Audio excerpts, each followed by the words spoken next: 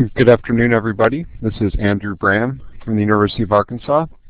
Welcome back to the Pavinar session, the fall 2012 Pavinar session. I hope everyone had a good summer. Mine was excellent. It went way too quickly, but I suppose that's a good thing. So today we will be talking about life cycle cost analysis. So just some logistics. Those of you who have been on here have seen this already. If you cannot hear me talking now, please check the computer volume and or speakers on your computer. And if those are all fully functional, please go to in the Illuminate software, go to the Tools menu, which is on the top bar, Audio Setup Wizard, and then follow the instructions for help. Anytime during the presentation, if you have a question, please feel free to raise your electronic hand. So if you look on the left side of your screen, at the bottom of the list of participants, there is a small hand with a green arrow. And if you simply click on that hand with the green arrow, that will indicate to me that you have a question, and I will either answer it then, or at a convenient break I'll pause and I can answer it at that time. If you've noticed, I have been turning off your microphones. That is to reduce background noise.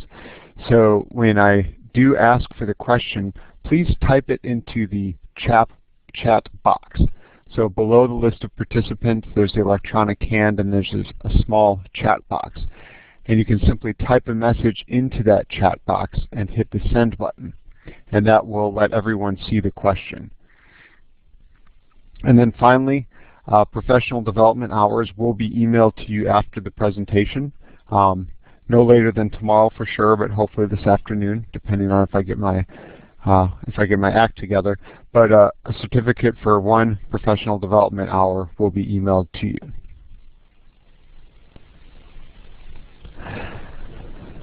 So going on to the technical content, today I will be talking about life cycle cost analysis.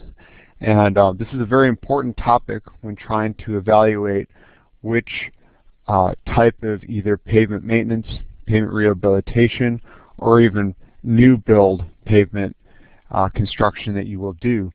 And a lot of what we will talk about will revolve around the concept of looking at your pavement condition, which on this graph you can see is on the y-axis, and then some sort of life period, lifespan, or a time period that you're looking at, which is on the y-axis. And obviously over time, every type of pavement deteriorates, and the rate of deterioration is different depending on the materials you use and your location. But at the end of the day, different pavements will deteriorate at different rates. And this is really a nice graphical way to show that. And I'll be talking more about that as the presentation goes on.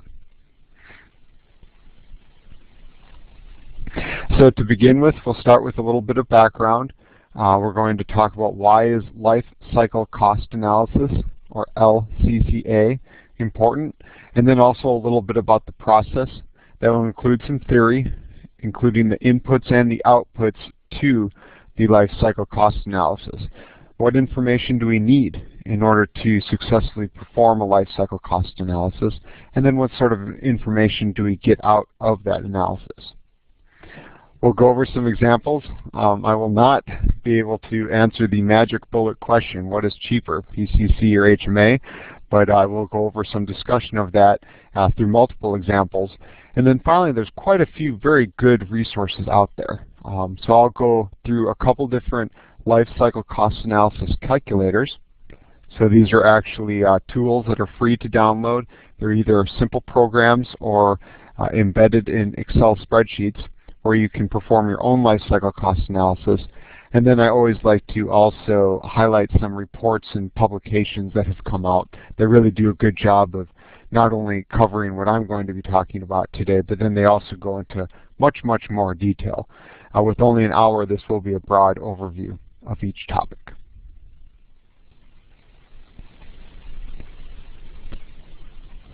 So what is a life cycle cost analysis? It's often abbreviated as LCCA, and what it is a long-term economic analysis. So you look at both the initial costs of any sort of project that you're going to be doing, so the initial construction and production costs, but you will also look at future costs. Obviously, a big part of any agency or contractor's money goes toward the maintenance and rehabilitation of existing pavements. So trying to understand not only what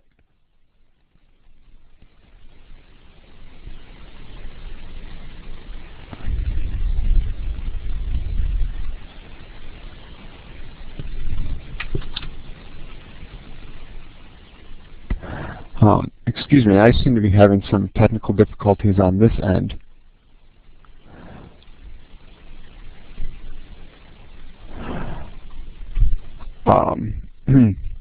Excuse me, I apologize. I had some technical difficulties there for a second. So you're not only looking at what the initial cost is, but also any sort of future costs there are. So as you go through these different life cycle cost analysis, looking at option A versus B, there'll be different maintenance strategies. So what you want to do is you want to identify your best value over time. And that is very critical, because over the entire life of the pavement, you want to be able to identify which ones work best over time. So one thing you can do is you can cancel out common costs. So when you're looking at different alternatives, there are some things that will cost the same regardless of if you use concrete versus asphalt, or if you use a chip seal versus a slurry seal. There are some things that no matter what you choose, there will be common costs. And you can simply cancel those out when you're comparing two different life cycle cost analysis. Because if they're the same, then it doesn't matter if you choose option A or B. That's kind of a cost that you assume will incur, so you don't need to look at that in the comparison of the two. And some common terms that you'll see when you're reading and looking at life cycle cost analysis is things such as your benefit cost analysis, or your benefit cost ratio, your internal rate of return, your net present value, and then also your equivalent uniform annual costs. So the question you can ask is, why are these four terms important? Well, one nice thing about the benefit cost analysis is that if you do take your benefits and you divide that by the cost, it's a very quick and easy way to recognize if you have something where the benefits will exceed the cost. Because if your ratio is greater than 1, then you can very quickly see whether or not those benefits will exceed the cost.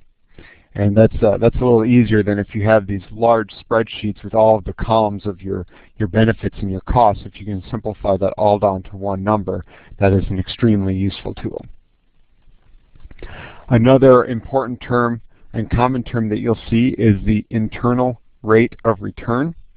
And what that means is the rate necessary to make the costs and the benefits equal. So for example, if you're looking at two different strategies and one strategy requires the lanes to be closed for a longer period of time, that would be a cost for the one that is under construction longer, but you could also quantify that as a benefit to the option that is not closed as long. So you can use this internal rate of return, you can use this rate in order to try and equalize the costs and the benefits. The term net present value, or net present worth, this is an example of the value of the expected net benefits, which is simply the benefits minus the cost. So if you are trying to look at two different alternatives, or if you're trying to look at different ways to do the same alternative, you can try and quantify any of the benefits and then subtract the costs, and you can get a net present value. Because at the end of the day, you do want a positive net present value when you are comparing different alternatives. And then finally, the equivalent uniform annual costs. And this is extremely important because this gives you the net present value if all the costs and benefits are occurred uniformly throughout an analysis period.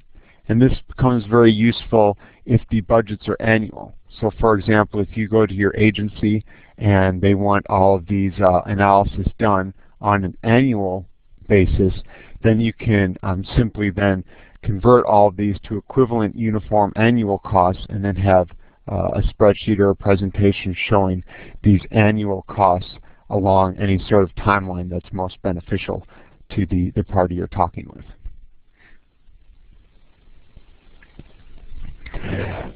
So I briefly went over this on the title slide. This is a very common graph that you can see. This is from a Federal Highway Administration report. This is one of the ones I will reference at the end of the presentation and give you the full details on that. But here you can have the pavement condition versus the pavement life. And here we have two alternatives, alternative A and B. And you can see that alternative A, the pavement condition drops at a slower rate than alternative B. So after 15 years, alternative A is in need of some sort of rehabilitation or maintenance, whereas every 5 years, alternative B is in need of some sort of rehabilitation or maintenance. You'll notice that there is no cost listed on here. So just because one alternative requires less maintenance and rehabilitation than another, it doesn't mean that those single points of maintenance or rehabilitation will cost more or less than another alternative. But again, just kind of talking about the tools that are available and the different mechanisms that you can show things, having some sort of indication of the two alternatives and future potential pavement condition versus the pavement life is a very nice way of showing that graphically.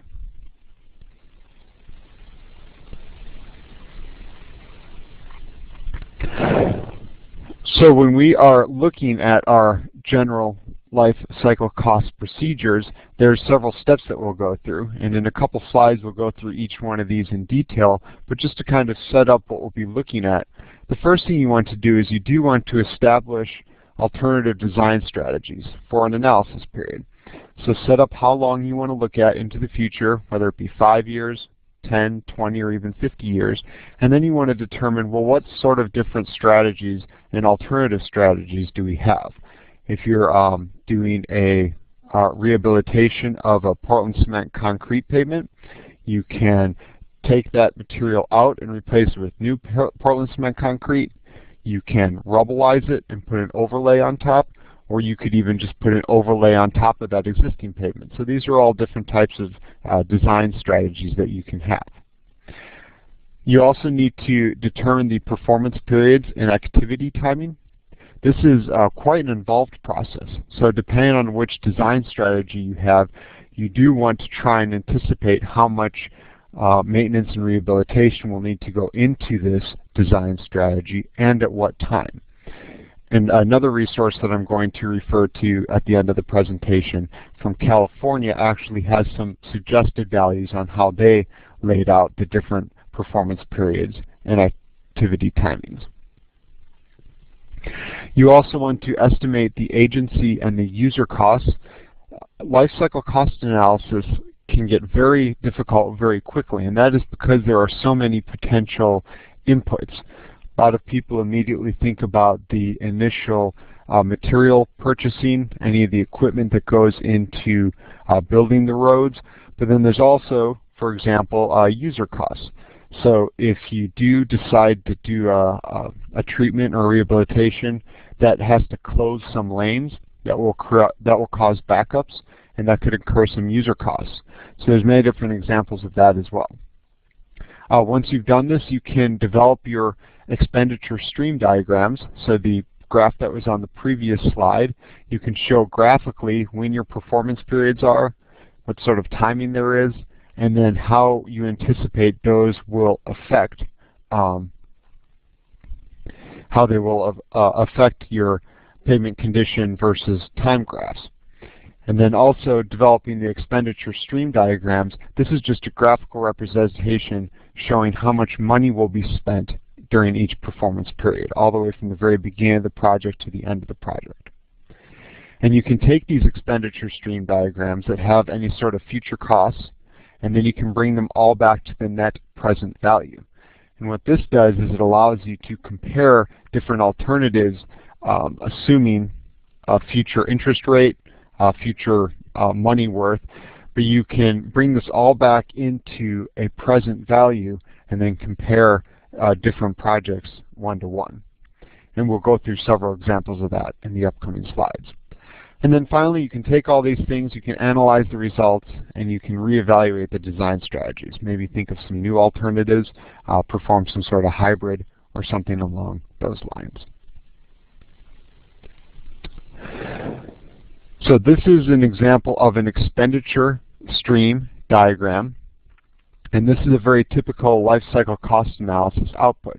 So you can see here on the y-axis is your cost, and it's in dollars, and then you have some sort of time period on the x-axis. The arrows that are pointing upward, they indicate costs to the project, and arrows pointing downward indicate benefits or money that can come back from the project. So obviously a large part of any project is the initial construction, and you can see that happens at the very beginning of the analysis period. But then over time the pavement deteriorates and you need some sort of rehabilitations. Those are also future costs. After a certain amount of rehabilitation, you either need to completely reconstruct if necessary, or you may remove and replace, do some sort of major work. But any sort of materials you get out of there, for example, if you're milling an asphalt pavement, that wrap that you mill off actually has some value, a salvage value. So at the end of any sort of analysis period, at the end of this time frame, you often have some sort of money coming back to you through either new materials or some quantity that has value, and that's called the salvage value. And the nice thing about this is it brings all of future costs into present dollars. And we'll go over that during the theory portion of this presentation. But again, this is another tool that's a very nice graphical way to show the life cycle cost analysis. So that's a little bit about background. Now we're going to move into the theory. But at this time, if you have any questions, I encourage you to raise your electronic hand. And once you do that, you can start typing your question into the chat box below there.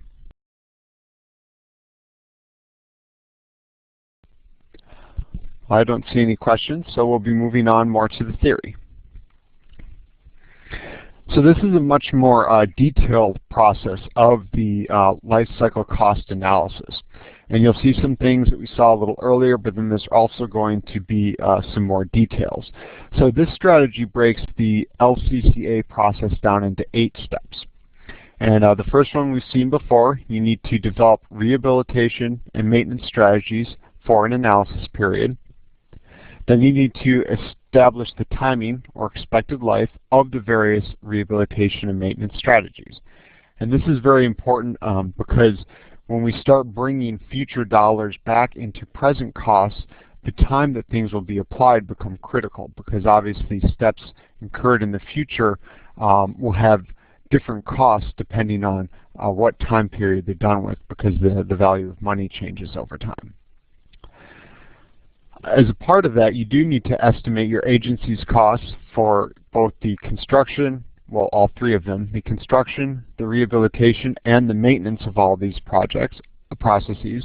And this is all kind of looking at the materials and construction side of things. But the 4th step is estimating the user and the non-user costs. And you can go down a whole lot of different areas with this. The example I gave before about a potential user cost is if you set up some road construction, you will need to create some delays with people that'll inconvenience, and also you will incorporate some costs associated with that. And then there's also non-user costs, depending on how detailed you want to get into this. If you're doing a project through a city, businesses could be affected if lanes are closed. And those businesses, they are not present users of that project, but they are directly impacted if people are not able to access their businesses as easily because of the construction. So that could be an example of a non-user cost. Once you've established all those costs, you want to develop an expenditure stream, and that was the graph we saw earlier with the arrows, where there's the very large initial arrow indicating the construction. There's maintenance and rehabilitation, which are smaller arrows but on the cost side, and then there is that the salvage value at the end of the project, if you're able to get aggregate out of there, if you're able to use the any sort of existing structure that's already in place. That's all salvage value. And from that you can compute the you can compute the present value, and you can analyze these results in one of two ways. You can either use what's called a deterministic way or a probabilistic approach. And the deterministic way is much easier. That is assuming that, for example, cost is directly dependent on time.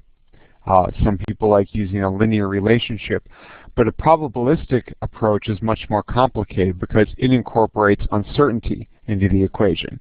And you'll see later on in some of the examples, one of the large causes of uncertainty is raw material costs. And it's very difficult to anticipate with today's, for example, oil prices, how much will oil be in 5 years? If your maintenance strategy is a chip seal, the cost of a chip seal is highly dependent on oil.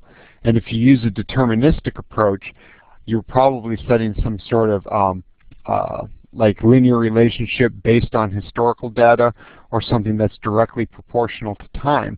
But a probabilistic approach actually introduces some uncertainty into this. And it says that there is a chance that the cost will be much later than you think, or there's a chance that it'll be much smaller than you think, but you don't know. And that's where the probability comes into it. So depending on exactly how complicated you want the procedure to be, you can have some very comprehensive analysis using a probabilistic approach. And then finally, the last step of any process is to look at all the information that you've gathered. You want to reevaluate, make sure there's nothing that you would do differently, nothing you could improve, and if necessary, you can kind of reiterate the process and develop some new strategies.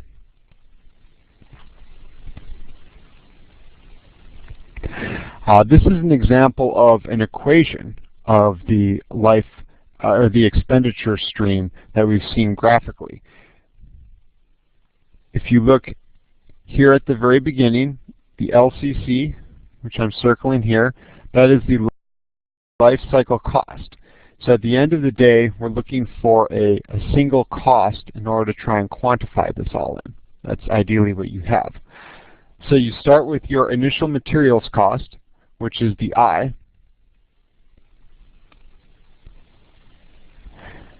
And that includes your raw materials, it includes your production, and it includes your construction. So any type of those costs are all included in that raw materials cost. But then you also have your maintenance costs, your end-of-life costs, and your residual value costs. So the M right here stands for your maintenance cost. And the maintenance cost is dependent on quite a few different things. It's dependent on what year you're in, which is N, and then also what your discount value rate is, which is I. And a lot of agencies just assume a discount value rate of 3.5 or 4%. That's assuming that the dollar will lose 3.5 to 4% of its value every year. There are much more sophisticated methods you can get into determining your discount values, but there's just different ways you can go about it. You can either use an assumed general value, or you can really go down and look into a much more thorough analysis or a much more robust analysis to get the discount value you're looking for. So that's the maintenance, and you sum that up over the different years, which is this T here, your design life. You need to go from the very beginning of your analysis until that strategy has been finished, that maintenance cost has been finished, and that's your design life for that maintenance strategy. And you can sum those up along however many years that occurs. So that's kind of the initial and maintenance costs. Then you do have some sort of end-of-life costs, and you can see this is just a single value. There's no summation, and that's because the end of the life of a pavement will only come once. And there are some unique costs associated with that end of life. For example, the removal of material. When the pavement has served its function, you have many options, one of which may be to actually remove all of the pavement structure that's in place and do a complete rebuild. Well, those end of life, or that removal does have some costs, and that's indicated here by the end of life costs.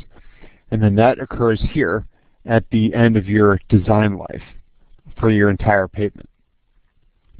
However, there is a silver lining here. I'm going to erase all of these objects going on to the residual, because the residual value of materials, you'll notice, actually has a minus sign in front of it. And that is because any sort of residual values are actually providing a benefit. So they decrease the life cycle costs overall. So I mentioned before, if you're taking out a Portland cement concrete road or even an asphalt road, you can use the aggregate that was crushed, either milled from asphalt or removed and crushed for concrete. You can use that aggregate in future either Portland cement concrete or hot mix asphalt designs, and that is a cost that you actually get back. So that explains the negative sign.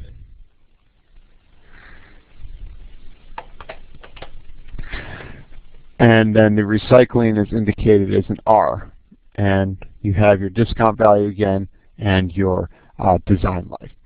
So this is an equation showing the, oh my gosh, so this is the first time I've actually gotten a phone call here. Just a second, please.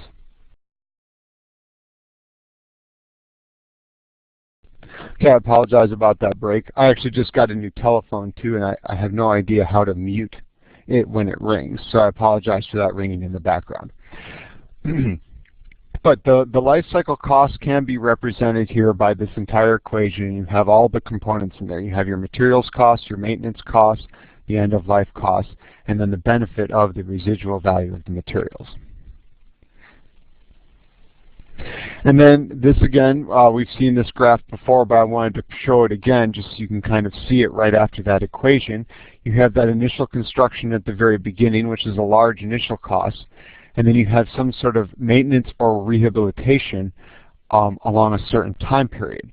So that is why we had that summation sign, because there are generally multiple maintenances or multiple rehabilitations that have to occur. And then at the end, you have the negative sign for the residual value, or the residual salvage value, which will actually give you a benefit for your life cycle cost. And what you can do is you can take all of these future values by using the interest discount rate, or by using the discount rate, and bring them into present dollars. So what are some non-material costs? Everything that we went over there were material costs. You also need to consider the user and non-user costs, which includes things like travel time. Like I mentioned, if there are construction sites, there will be some delays and there will be some travel costs associated with that. Also, vehicle operating costs. Not only are there dollar amounts assigned to people driving in their car, but there are also dollar amounts assigned to the extra gas that you would have to buy. If it is a construction site and you have to have some temporary pavements, it could do wear and tear on the cars. If you're doing a chip seal, I know a lot of agencies incorporate costs associated with like cracked windshields into their analysis, because they expect a certain amount of windshields to be cracked when a new chip seal is placed down. So all of those are non-material costs. And then I mentioned the non-user costs for surrounding businesses. Obviously, if you close down a lane that is the only access point to a business, that business will not be able to function during that time period. So there are non-material costs associated with that. You can also incur costs through developing the work zones and the additional queues. So the time that a work zone will be up, there'll be costs associated with that, not only with things like signage, but maybe a flagger. If it's a very small rural road and you need to actually shift all the lanes going each direction into one lane, then you'll need a flagger. And then also you may have extra lane closures during the work hours.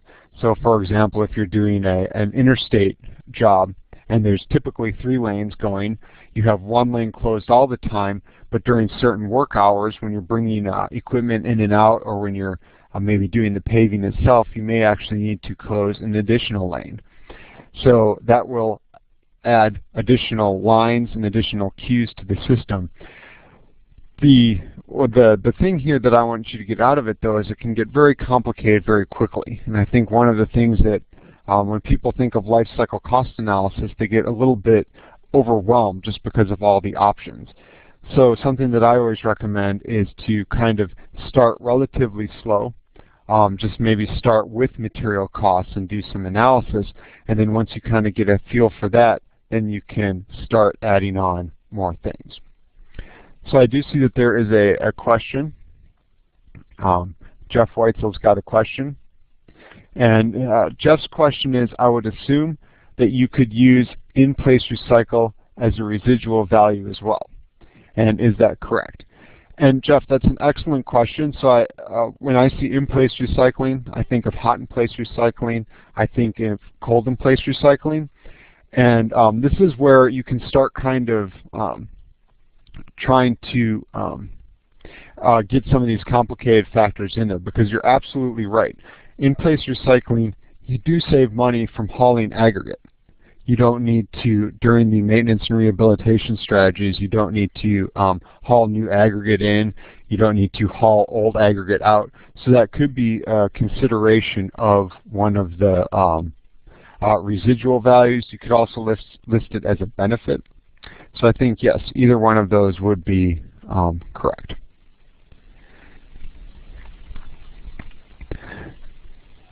And Yati has a question. How do you come out with the discount rate, which is interest or inflation? And that's a very good question. I've actually, there's a couple things you can do. The typical value of the discount rate is around 3.5% or 4%. However, there are literally entire journal papers out there that go into the analysis of determining how to accurately predict a discount rate, because there is uncertainty in this. You are trying to predict what will happen in the future. So especially on the business side of things, people have spent a lot of time looking at different models of and different models of trying to predict that future worth of value. And I think that something that I've done quite a bit, which is helpful for me, is I assume multiple different discount rates. So you can assume, for example, 2%, 4%, or 6%. And then that would kind of give you a range. One of the very nice things about Excel is that if you put all these things in an Excel spreadsheet, you can actually change things like the discount rate very quickly, and you can kind of see the effect of the discount rate. So I know I'm kind of going around my around your question in a bit of a circle, but I think that discount rates are easy to assume a general value, but if you're actually interested in using rigor to determine the actual value, that it can get quite complicated. So I would tend to suggest maybe just do a couple different discount rates, and then you can see the effective discount rate on your analysis, because the effective discount rate will change based on the analysis that you're running. But thank you for the question. And then Nick, you have a question too. What is the average daily user cost of a typical highway or an interstate? That is a fantastic question, and I do not know the answer to that. I think off the top of my head, I have always just used a number. Like, for example, when I'm teaching my class, I just tell them to assume a value. And off the top of my head, I cannot think about that. But what I can do is I will jot down that question, and I will look that up later, and I can just email it directly to you.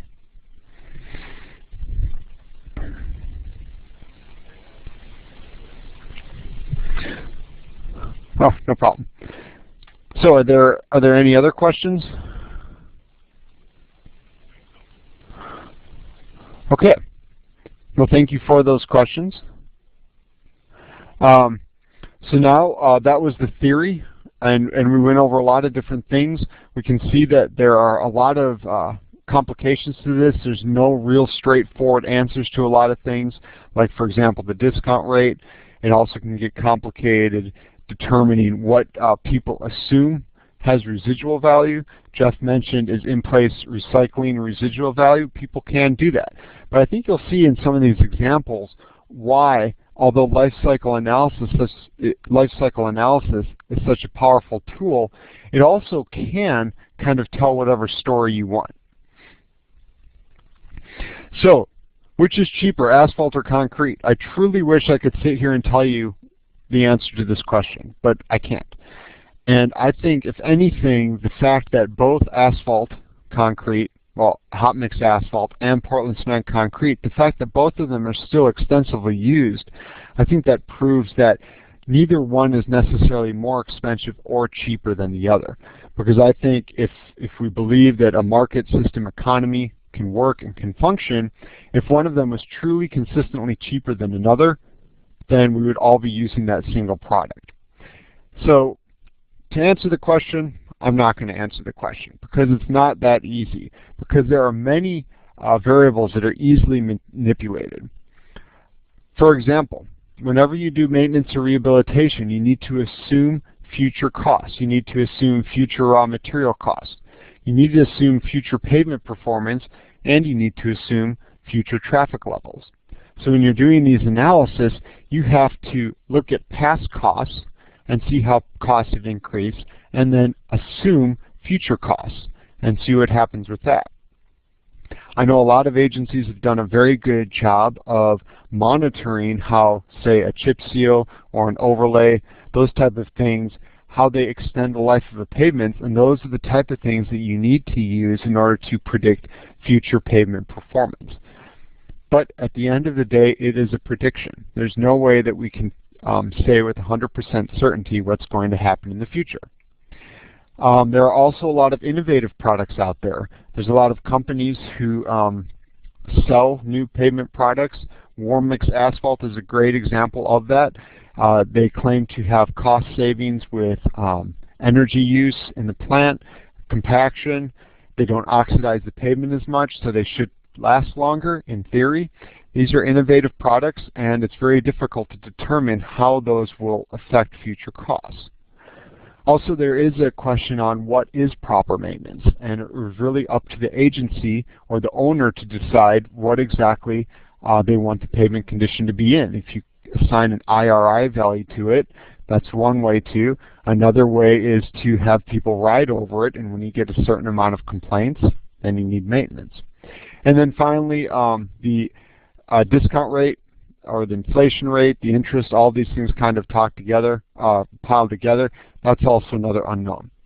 So there's quite a few values here that you can actually change and you can find justification for that may actually really significantly affect the output of your life cycle cost analysis. So for example, this is from the year 2000. This is from a Transportation Research Board article by those three gentlemen there. 10 years ago, they looked at 3 different discount rates, 4, 7, and 10%, and they looked at hot mix asphalt and Portland cement concrete. They went through and they found out what the initial costs were. They anticipated some maintenance costs, and this is what they found. These were the approximate costs for both HMA and PCC. And I think that, at least from my perspective, this is a graph, these type of graphs is something that I've seen quite a bit. And people assume that hot mix asphalt is initially cheaper than Portland cement concrete. And that is something that's actually starting to change because the cost of oil has increased so much. And you'll see that on the next slide. But here, one thing that I did want to point out is that, at least compared to these 2 different material costs, the change in the discount rate is actually not that large, the influence of the change on the discount rate. And this is a very large range of discount rate too. This is 6%. And the cost difference between the 3 HMA and the 3 PCCs are actually less than the cost of the difference in the materials themselves. So that's just something to kind of keep in mind. So this is 10 years later. This is from November 2010. Jim Mack put together this presentation. It was very nicely done. And what he did is he compared 4 different situations. And for the first 3, he used the Arizona Department of Transportation Rehabilitation Program, and he assumed that the pavement would be in service for 45 years. You can see on the very far left side of the slide, we have the interest rate set at 4%, and the light blue bar, which I apologize, I didn't label these bars. The light blue bar is hot mix asphalt, and the dark blue bar is Portland cement concrete. And you can see that assuming an interest rate of 4%, using the Arizona DOT rehabilitation in 45 years, asphalt is about 7% higher cost, or Portland cement concrete's about 7% lower. But you can start changing that by kind of fooling around with some of these variables that I was talking about earlier. For example, if you put the interest rate at 8%, but you put inflation at 4%, that is a net of 4%. The cost changes a little bit more. Now the Portland cement concrete is 7.6% lower than the hot mix asphalt. And then if you actually assume there's different inflation rates, Jim Mack went through and he did a little summary of the change in asphalt cement prices, or the change in oil prices, versus the change in Portland cement prices. And he believed that asphalt was increasing more quickly than Portland cement concrete. So by changing these percentages, you're actually able to get even a larger difference of almost 24%, 25% lower. And this is from the price volatility.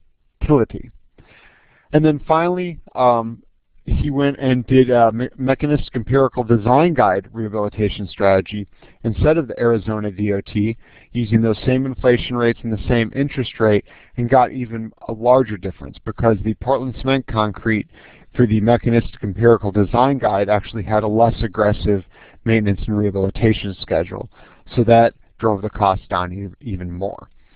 So I'm not sure if this is helping you guys or making it even seem more overwhelming, but it's very easy with very justifiable reasons to change these different life cycle analysis prices. Now I see there have been a couple of chats going on. I'd like to direct people's attention to the chat box. The TRIP has published annual user costs for each state and major cities within states. Thank you very much for pointing this out. And you can find that at tripnet.org. And also you can find from the FHWA website, there's a lot of information on user costs and also, like I was saying, life cycle cost analysis. And then a link was provided there. This is one of the great things I love about these webinars is I for sure don't know the answer to every question, but having a lot of people come together, we can bring up these sources. So thank you to Yathy and to Robert McCoy for giving us these resources, and hopefully we'll be able to kind of dig into them. And maybe in one of my future life cycle cost analysis presentations, I can definitely include this information. So thank you. And then finally, the last example I'm going to go over is from last year's Transportation Research Board. This is out of UC Davis, and you can see here 3 different strategies for life cycle analysis. And they broke it down into both the agency costs and sort of annual costs, and then also the user costs. And they compared full depth asphalt concrete to a crack, seat, and overlay. So it looks like there is an existing Portland cement concrete pavement here, and they could either take that out and put in full depth asphalt, they could crack and seat the existing Portland cement concrete and then overlay it, or they removed it and inserted Portland cement concrete pavement, or PCCP. And you have here these 3 different strategies, and also they used one of these innovative products, which they didn't go into a whole lot of detail. I kind of assume it was a proprietary product, but they called it a long life asphalt concrete pavement. And you can see how that even created a slightly lower cost. So there's a lot of information on this slide, and I'll let you come back to it. I'm going to post this presentation as a PDF file on the website. But if you are interested in seeing more about this too, I encourage you to look up the TRB article. But there's a lot of things that go in here, and it can get quite complicated quite quickly.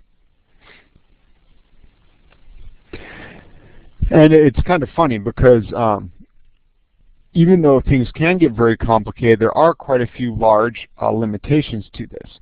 And I think the largest is that LCCA only considers the financial aspect. And I know that the national funding agencies have tried to have a large push now for DOTs to incorporate concepts like livability and sustainability into their grants. I think that something like this is where those livability and sustainability concepts really start coming into life, because life cycle cost analysis is all about the dollar amount or the financial aspect. That is extremely important. At the end of the day, that's what you'll be held accountable for, but also we can start thinking about the environmental and the societal concepts as well. So what are environmental aspects during production, construction, use, and the termination? What sort of energy usage occurs during these stages? What sort of emissions and waste are generated? Carbon monoxide, carbon dioxide, sulfur dioxide, nitric oxides, volatile organic compounds, and particle matter. This is a particle matter of 10 microns here. So there's different emissions and waste generated. And then finally, there's also no accountability on the impact to society. And there's a wide range of how people can interpret this. You can interpret it from anything from what sort of noise from construction will there be, and how will that noise affect the neighborhoods that are surrounding the construction site, all the way to if you invest money into highways as opposed to, for example, mass transit, how will different economic classes be affected by that? Maybe not everyone can afford a car in order to drive from point A to point B on a regular basis, and mass transit is more convenient for them. That's a societal effect. And these are very large, very complicated questions. You start getting into politics, which you should never mix politics and roads. It's kind of will always happen, but you know, there's a lot of different things that can go into this. And there is actually a concept out there, and that's called life cycle analysis. And this is a tool that takes the cost out of there and tries to bring in not only the monetary aspect, but also the environmental and the societal aspect. And I went through a bunch of examples before about life cycle cost analysis. You saw how complicated it was. You saw how many inputs there were.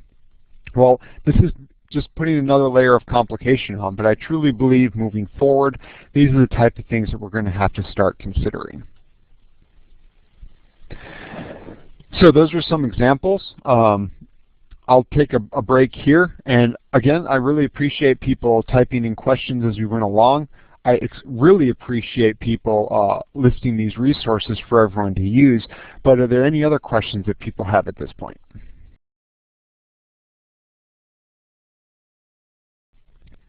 Okay, well, thank you very much. These are two technical reports, and I apologize. You cannot click on these links that are listed here. But when I download the PDF, you will be able to download those. And actually, using Robert's method, I can actually cut and paste the links from the original file, and I can put them into the chat box. So this first link here that I just posted is for the Federal Highway Administration, and they put out a very nice bulletin talking about the life cycle cost analysis and pavement design. It's bulletin SA 98079, and this is a link that will actually bring up the PDF file of that. It's over 100 pages long. Lots of good information. I skimmed over an incredible amount of details in this presentation, and a lot of those details can be picked up in that very, very nice document. Unfortunately, it is 14 years old now. Some things have changed, but there's a lot of concepts that have not changed in the past 14 years. Another document that I enjoy tremendously is from Caltrans, which is the California Department of Transportation. They put out a life cycle cost analysis procedure manual. and I will cut and put that into the chat box as well. And I'm actually going to show a slide from this because this is one of the nicest things I like about the Caltrans manual. Not only does it go into multiple examples, so if you actually want to see numbers being crunched, they have examples. It's like a textbook. They go through examples. But they also have these different maintenance and rehabilitation schedules. And these, at least from my perspective, for classes are absolutely priceless because it is very difficult to understand when do rehabilitations need to occur, how much will they cost, how long will they last, and how do things change depending on what you choose. So they have many, many tables going over these maintenance and rehabilitation schedules. And you can see going from the far left column, the final surface type, these two are just hot mix asphalt. They also have Portland cement concrete, they have jointed plain, and I think they have continuously reinforced, but I'm not 100% sure of that. Don't hold me to that. But they have what sort of pavements or what sort of surface type you have. They have what your design life is. Are you looking for a 20-year design like you do on top? Or are you looking for a 5-year design, which is under the CAPM, the Capital Preventative Maintenance? They have what sort of, do they have different maintenance service levels? So depending on the type of road, the number 3 stands for interstates, I believe, and the number 1 and 2 are more for rural settings. So what sort of service level are you looking for? And then they have the costs at the beginning.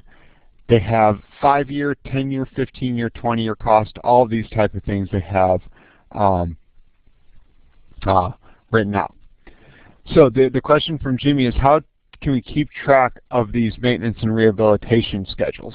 Well, this is something that I think varies from state to state. So some states, for example, California here, actually has very well-defined maintenance and rehabilitation schedules.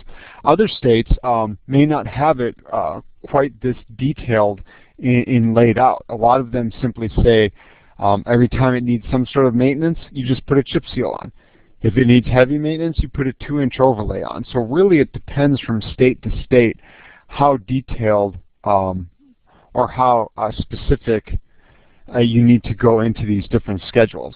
And really that's what I like about this Caltrans document is you do have an example at least of how California decided to build their maintenance and rehabilitation schedules. So it looks like we got a couple more questions. And I'll wait for them to get typed in. Thank you for those.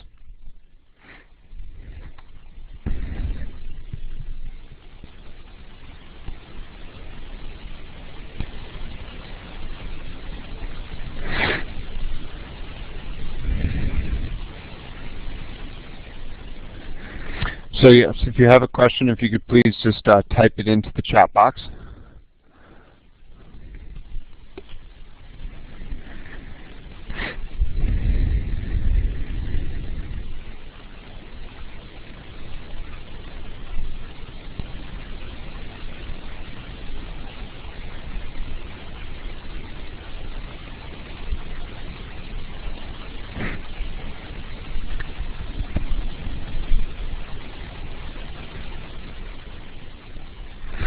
Okay, well thank you. We got 2 questions here. I'll do Judas first. I'm from a state where toll roads are being considered. Is there any data indicating that these roads are better built from the start? That is a whole nother can of worms to get into. That's one of the things I love about my job is I often start just giving very long and lengthy explanations and students start zoning out. My understanding of toll roads, however, is that often toll roads become privately owned, and I'm specifically thinking about the state of Illinois, where they actually sold some of their interstate system to private companies. And the debate on whether or not a private company can do a better job of building and maintaining a road versus a public agency like a state government, that's kind of up for debate. To answer the question, though, I have yet to meet a state agency, though, that wants to build a road that they do not think will last an extended period of time. So I think that state agencies do try to put their best foot forward. Now, they may not always succeed. I think with the toll roads, however, especially if they're privately owned, then that the risk gets put onto a different agency. So I'm not familiar with any sort of rules or regulations stating that there's different rules for a toll road versus a non-toll road. I think at the end of the day, whether the owner's public or private, whether it's a toll road or not, the roads really will try and be designed to last as long as possible.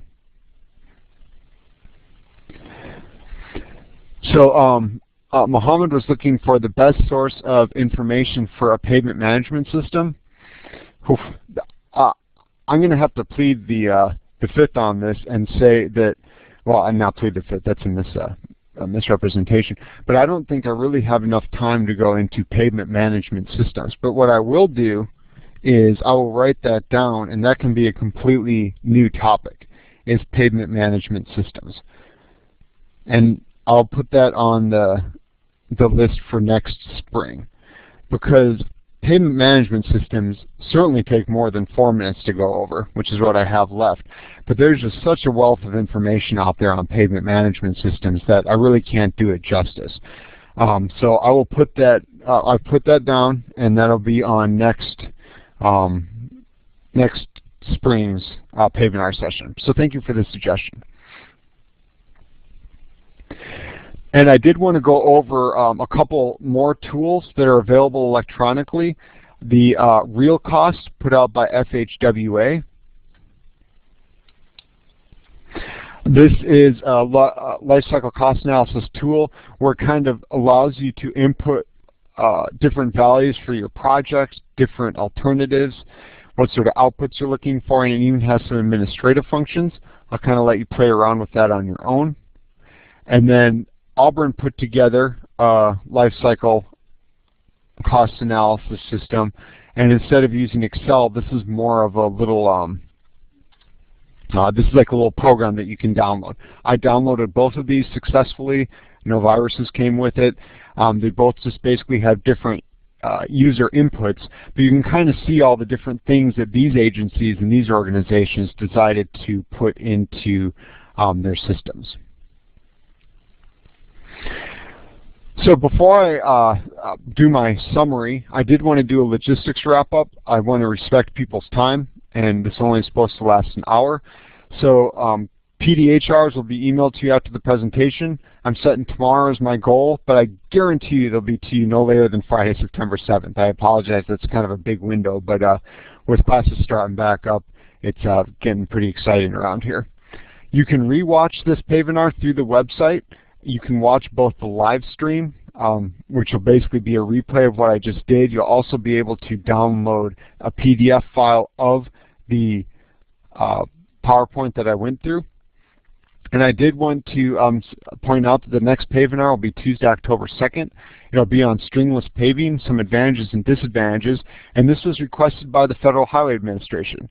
So we've already got one request in for next spring, pavement management systems, but there's going to be 4 Pavinars next spring. So please submit topics that interest you. I am more than happy to go out and look for information to fill an hour. If nothing else, I'll give you a bunch of resources to look at. But I think that there are a lot of good things out there, and these Pavinars are for you guys. So if you have topics, please submit them to the website.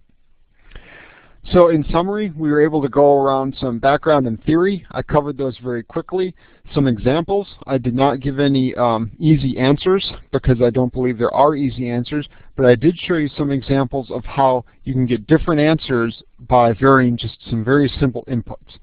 And then some of those resources I gave you, you can definitely go out there, download those resources, and see just how much changing these variables will affect it.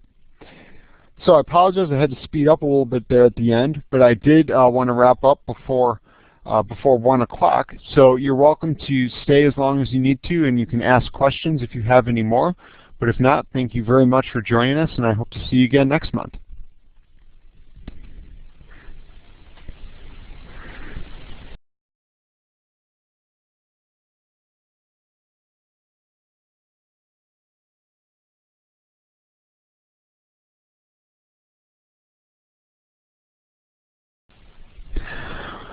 I assume that there are, and thank you, Steve and Alex and Mariam.